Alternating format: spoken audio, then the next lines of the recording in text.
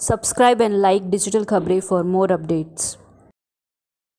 22 का आज official announcement हो गया है और हिंदुस्तान अकेला मुल्क है जिससे इंडोनेशिया के बाद, इंडोनेशिया में कुछ हज़ार ज़्यादा हैं हमसे, के बाद सबसे ज़्यादा हज यात्री सऊदी अरब में हज के लिए भेजता है। हमने तैयारियां कर दी हैं। Ministry of minority affairs, ministry of civil aviation, ministry of health and home ministry और डिफरेंट जो मिनिस्ट्रीज इसमें लगती हैं, और प्लस काउंसलर जनरल हज इन सऊदी अरबिया। हमारा जो ये हज है ये 100% डिजिटल होगा, 100% एनी एग्रीमेंट आई थिंक दिसंबर में प्रपोज्ड है, उसमें हम लोग करेंगे। नकवी साहब, आपने हज के मुतालिक जो तफसीलात बताई है, उसके बाद हम एक और सवाल आपसे पूछना चाह रहे हैं। जैसे वक्फ की जो प्रॉपर्टी है उसके ताल्लुक से जन कल्याण की स्कीम बनाकर प्रधानमंत्री ने उसको पास करके ये कहा है कि वो अस्पताल और वक्फ की ज़मीनों पर अब जो है अस्पताल और दूसरे जो है अदारे कायम किए जाएंगे। तो सिर्फ वक्फ की ज़मीन पर ही क्यों? क्योंकि दूसरे भी जो माइनॉरिटीज़ से रिलेटेड है, जैसे बुद्धिज़्म है, दूसरी कम्युनिटी भी उसमें आती है, क्रिश्चियनिज़्म, सिर्फ मुसलमानों की ही प्रॉपर्टी पर जो है सरकार का ये कब्ज़ा क्यों? देखो भैया, कोई कब्जा नहीं है जी। जो हज वक्फ बोर्ड चाहते हैं, उनकी ज़मीन खाली पड़ी है और वहाँ वो अस्पताल बनाना चाहे, स्कूल बनाना चाहे, हॉस्टल बनाना चाहे, हॉस्पिटल बनाना चाहे, तो अगर वो लिख के प्रपोजल देंगे तो हम उनको मदद करेंगे। कोई हम ज़बरदस्ती नहीं नहीं, तो अब तक तो ऐसा कहा जा रहा है कि सरकार वक्फ की ज़मीन ले लेगी, हमें जबरन इस तरह बता रहे भैया, हमें बिल्कुल नहीं ज़रूरत है। जी जी। आप ज़मीन को कब्जा करने दीजिए, माफियाओं को, वक्फ माफियाओं को कब्जे करने दो, जिससे जो इस तरह की जो लोग जो है वो दकियानूसी बात करते हैं ना, बेवकूफ़ी की बातें, तो उसे कह दो कि वो वक्फ माफियाओं को कब्जा करने। सर, कई जगहों पे इसी पे वक्फ के कब्जे पे ही आपने बात की है। मुंबई समेत महाराष्ट्र में, औरंगाबाद में एक तवील फहरिस्त है, लंबी फहरिस्त है, जिसमें वक्फ की ज़मीनों को ज़ाती तौर पे कब्जा किया गया है और यहाँ का वक्फ बोर्ड लाचार है। सेंटर का क्या दखल होगा सर इसमें? वक्फ माफिया ही जो है वो वक्फ प्रॉपर्टीज़ को डेवलप होने से रोकना चाहते हैं। लेकिन एक बात हम बता दें, ऐसे लोग जो लोग की वक्फ प्रॉपर्टीज़ पर कब्जा करके और जो है वो माफियागिरी कर रहे हैं, उनको वो बचेंगे नहीं।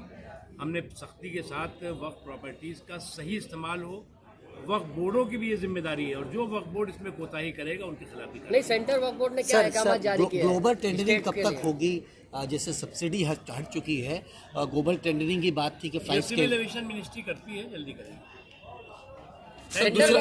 दूसरा सवाल ये कि जो नोएडा के अंदर हज हाउस बनना था, उसके लिए मैच भैया हज मोबाइल ऐप भी आज लॉन्च किया है।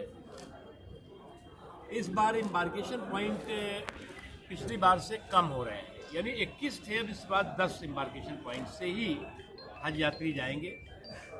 उसके अलावा जो भी सऊदी हज के वक्त सऊदी गवर्नमेंट और इंडियन गवर्नमेंट्स का जो भी प्रोटोकॉल होगा लोगों की हेल्थ एंड वेलबींग के लिए, सेहत और सलामती को ध्यान में रख करके उसको 100% लागू किया जाएगा। डबल डोज जो वैक्सीनेशन का है वो सभी को, डबल डोज जो भी अप्लाई करेंगे उनको उस वक्त जिस वक्त वो जाने वाले हैं उससे पहले उनका डबल डोज का वैक्सीनेशन कंप्लीट हो जाना चाहिए। ये भी हमारा उसमें है। उसके अलावा कई रिफॉर्म इस दौरान इन 5-6 सालों में हुए हैं, जिसमें सब्सिडी ख़त्म की गई है।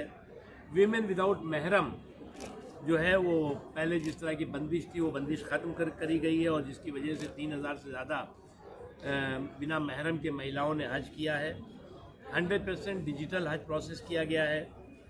इंडिया में भी और इंडिया के बाहर भी जो है वो जो हज फैसिलिटीज़ हैं उनको और स्ट्रेंथन किया गया है। इसके अलावा जो इस बार अभी नई चीज़ होगी वो जो हमारे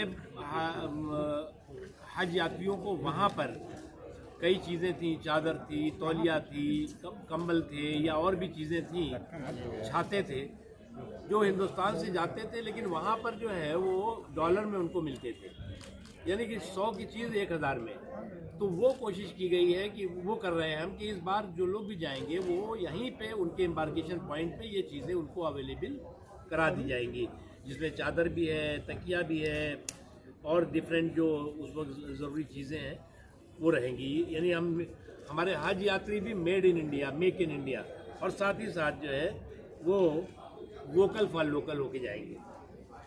उसके अलावा जो है वो जो एम्बार्केशन पॉइंट्स हैं वो आपको हम बता देते हैं कि कौन कौन से हैं, जिसमें कि जहाँ से हाँ कौन कौन जाएंगे। इसमें बेंगलुरु अहमदाबाद एम्बार्केशन पॉइंट से गुजरात के सारे लोग जाएंगे।